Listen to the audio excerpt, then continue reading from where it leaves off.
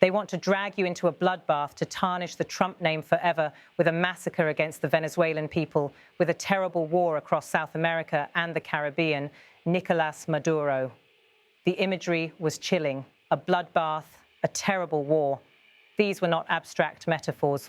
Maduro insisted that the strategy of his adversaries was to entangle Trump in a continental-scale conflict that would define his legacy in the darkest of terms. Maduro did not stop at accusations. He framed the potential consequences in historic and geographical scale, warning of devastation that would engulf not just Venezuela, but the entire region. This would be a full-scale continental war. They want to stain Donald Trump's hands with blood on a human level. Nicolás Maduro. By invoking the notion of a continental war, Maduro appealed to broader fears in South America and the Caribbean, that local disputes could spiral into something that would destabilize the hemisphere. For Maduro, the United States was not merely threatening one country. In his telling, it was threatening an entire continent's peace and sovereignty.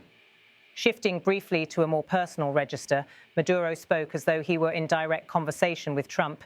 Using a rhetorical device, he referred to himself in the third person, Nico, to underscore the intimacy of the message. If you ask Nico, that is me, what message I would send to Mr. Donald Trump, President of the United States, I would say, seek peace in us. You will always find a friendly hand for peace, for development, for independence, for dignity, and with respect, showing the Venezuelan Constitution. Nicolás Maduro. It was a striking juxtaposition. On one hand, he had accused Washington of preparing for war. On the other, he extended what he described as a friendly hand for peace.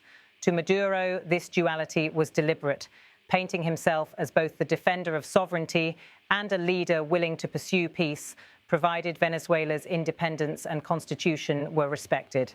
As the press conference stretched on, Maduro returned to a theme that has defined much of his rhetoric over the years, his defiance of US-led attempts to unseat him.